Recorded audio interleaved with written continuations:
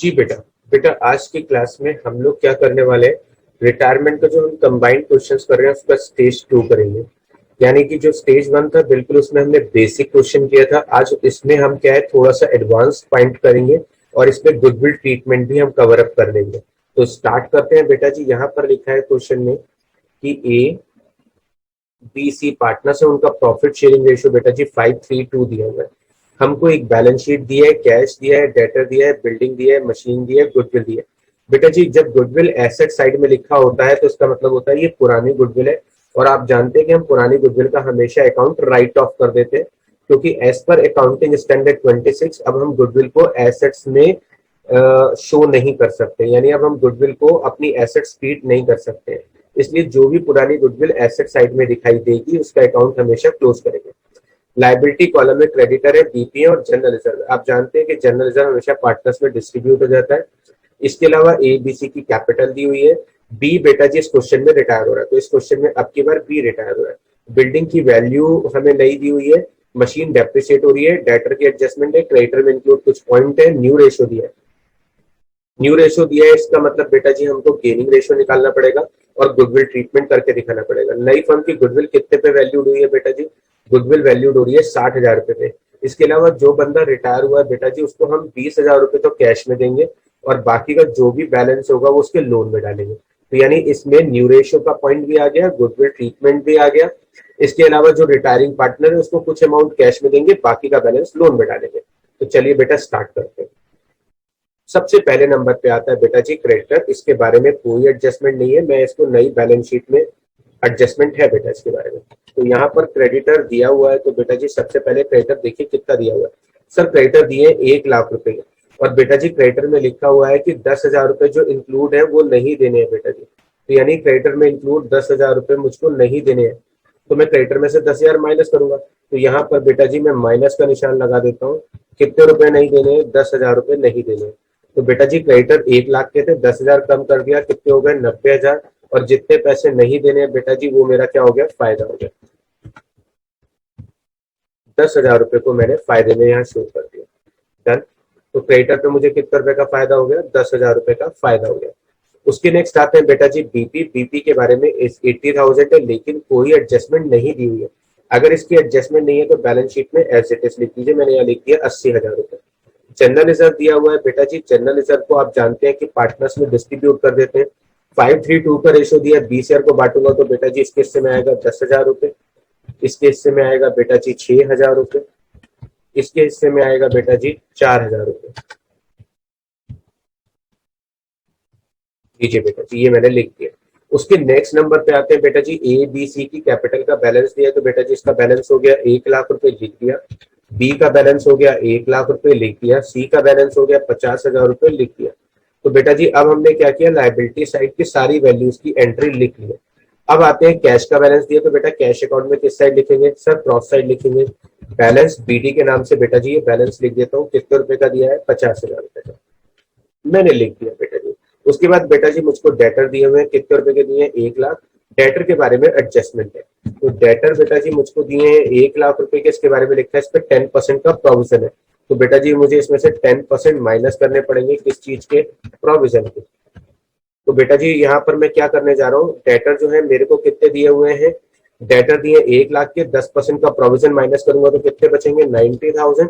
जितना लॉस हुआ है बेटा जी वो मैं यहाँ पे लिख रहा हूँ प्रोविजन फॉर डाउटफुल डेट्स के नाम से। आप बैलेंस शीट में पूरा लिख कर दिखाएगा 1,00,000 माइनस 10,000, 90,000 बचे।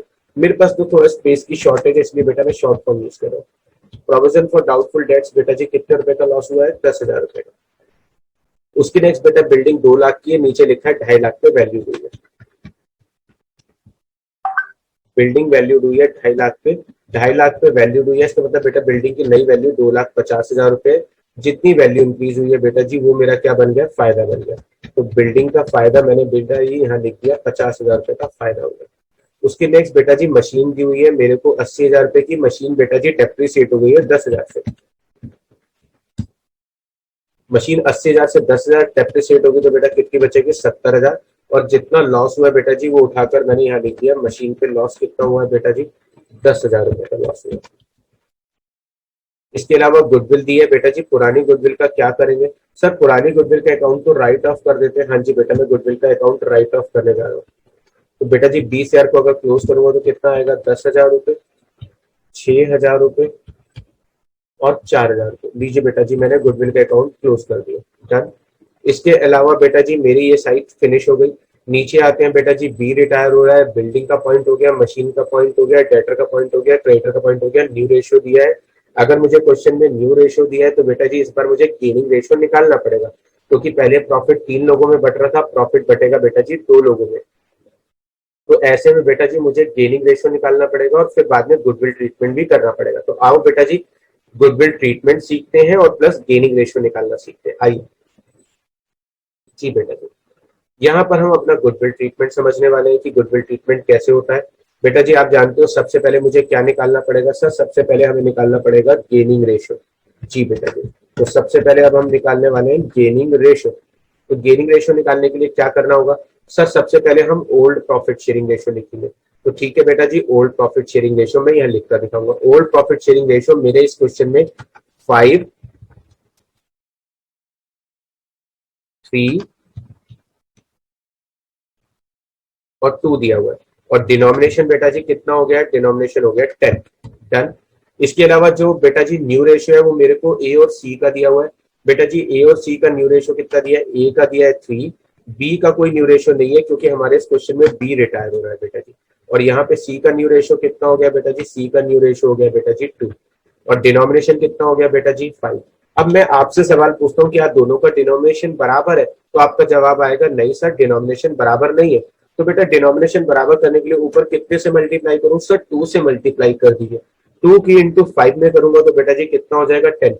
तो 2 इंटू 3 कितना हो जाएगा? यानी कि बेटा जी मैं इस वाली पूरे के पूरे कंसेप्ट को यहाँ पे कॉपी कर लेता हूँ आपको समझाने के लिए। तो बेटा जी यहाँ पे 2 से मल्टीप्लाई करूंगा तो 2 इंटू 3 कितना हो जाएगा बेटा जी? 2 इंटू 3 बेटा जी हो जाएगा 6। ऐसे ही 2 इंटू 2 करूंगा बेटा जी तो सी का कितना हो जाएगा? 4। और इनका कितना था बेटा? इतना। तो यहाँ पे पहले ए के हिस्से में कितना आता था? 6 पार्ट, अब कितना आता है? 5 पार्ट। यानी पहले आता था 5 पार्ट, अब आता है 6 पार्ट। तो बेटा जी ये 1/10 पार्ट का गेन कर रहा है, यानी इसको 1/10 पार्ट का गेन हो रहा है। ऐसे ही बेटा जी जो सी है, सी बेटा जी अब की बार सेक्रीफाइस कर रहा है। सी कितना पार्ट सेक्रीफाइस कर रहा है? सर सी 3/10 पार्ट सेक्रीफाइस कर रहा है। हाँ जी बेटा। और बेटा जी जो सॉरी बी जो है 3/10 पार्ट का सेक्रीफाइस कर रहा है। और अगर हम बात करें सी का, तो सी के हिस्से में पहले 2 पार्ट आता था, अब बेटा जी कितना पार्ट आ रहा है? अब आ रहा है 4 पार्ट। तो बेटा जी इसको 2/10 पार्ट का क्या हो रहा है? गेन हो रहा है बेटा जी।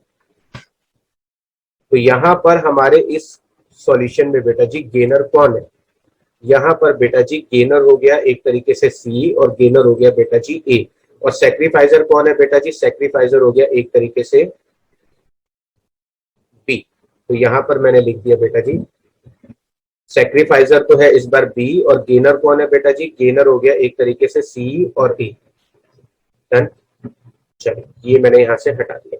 तो एक बार जल्दी से देख लें बेटा जी, मैंने डिनोमिनेशन बराबर किया। इसके हिस्से में पहले 5 आते थे, अब 6 आते हैं। ये 1/10 पार्ट का गेन कर रहा है।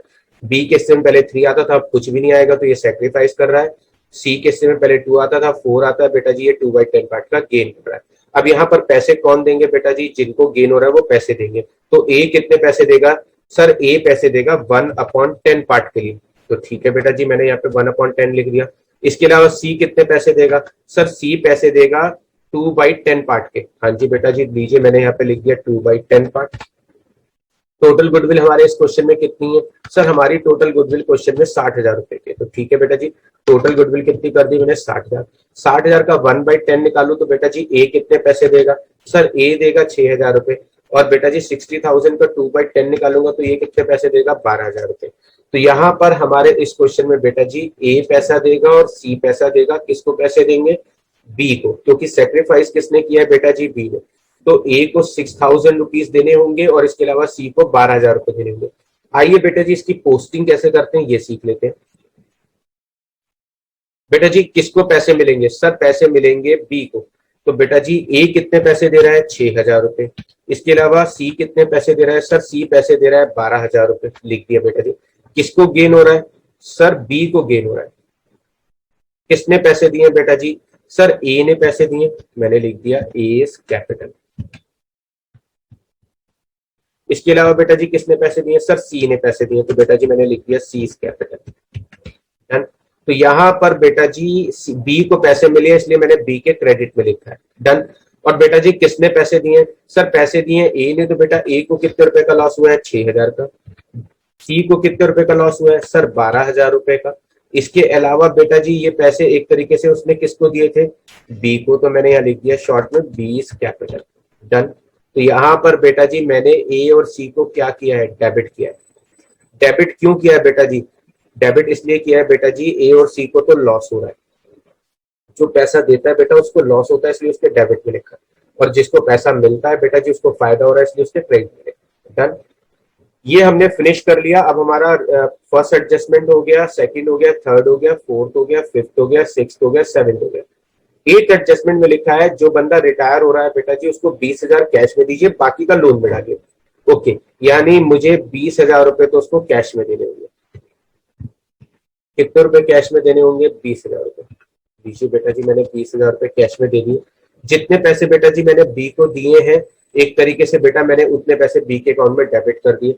और बेटा जी फर्म से पैसा जा रहा है तो मैं यहाँ शो करूंगा कितने रुपए उसको दिए बेटा जी, मैंने दिए उसको 20,000 रुपए, और यहाँ पे लिख दूंगा 20 कैपिटल अकाउंट।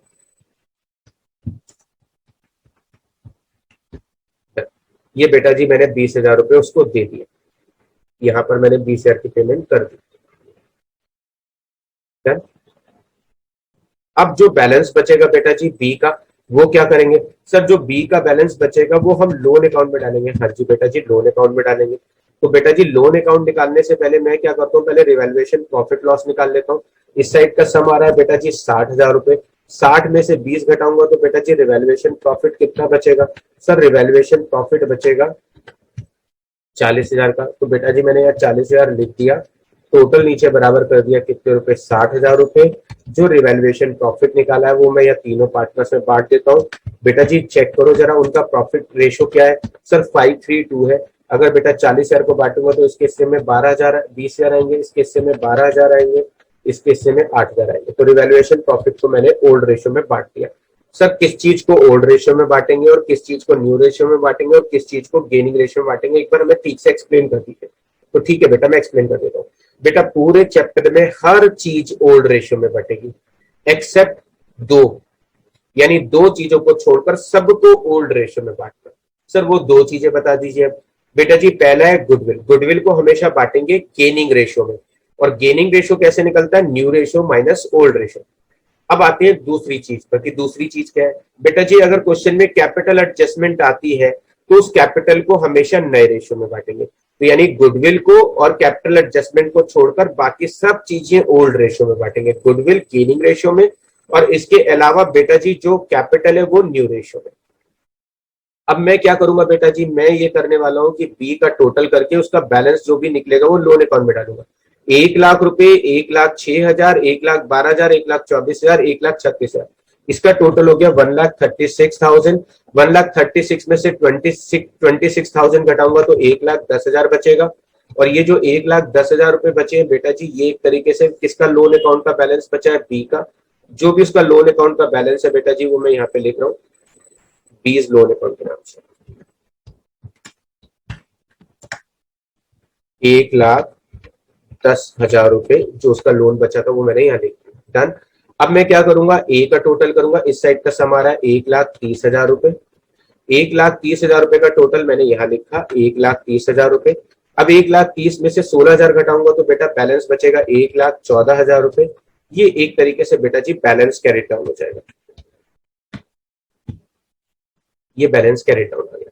ऐसे इसका सम करेंगे बेटा जी 54 62,000। इसका सम आ रहा है बेटा जी 62,000। 62 में से बेटा जी 12 घटाऊंगा तो बचेगा मेरे पास 50। 50 में से 4 घटाऊंगा तो 46,000 लिख दिया। अब ये जो दोनों के बैलेंस बचे हैं ए और सी के, इसे मैं नई बैलेंस शीट में लिख देता हूँ लायबिलिटी साइड में कि इनकी कैपिटल हमारे पास कितनी रखी है? ए की रखी है बेटा जी 1,14,000 रुपए, और इसकी कैपिटल रखी है बेटा जी सी की 46,000 लिख दिया। कैश का बैलेंस निकाल लेता हूं बेटा जी। बैलेंस कैरी डाउन कितना बचेगा? 50,000 में से सर घटाएंगे 20,000 तो बैलेंस बचेगा 30,000। जी बेटा 30,000 बचेगा। टोटल नीचे बराबर कर लेते हैं सर, बराबर कर दीजिए 50,000 रुपए और टोटल बराबर कर देता हूँ 50,000। ये जो कैश का बैलेंस है ये नई बैलेंस शीट में एसेट साइड में लिख दिया। कितना बैलेंस बचा था सर? 30,000 बचा था। अब मैं टोटल करता हूँ, अगर मेरा टोटल दोनों साइड का बराबर आ जाता है तो इट मींस मेरा सॉल्यूशन ठीक है। 30 में 90 जोड़ूंगा 120, 120 में बेटा जी जोड़ूंगा 250 तो 370, 370 में बेटा 70 जोड़ूंगा तो 440। इस साइड का सम आ रहा है 4,40,000। इस साइड का सम करेंगे बेटा जी 1,14,000 में 46 जोड़ेंगे 1,60,000, 1,70,000, 2,70,000, 2,70,000 में बेटा जी 1,70,000 जोड़ेंगे तो 4,40,000 टोटल हो जाएगा। ये हमारा टोटल बराबर हो गया। जी बेटा, आया आपको समझ में? ये था रिटायरमेंट का कंबाइंड क्वेश्चन स्टेज 2, जो पहली वाली स्टेज से थोड़ा सा एडवांस था। जी बेटा, आया आप लोगों को समझ में? Yes sir.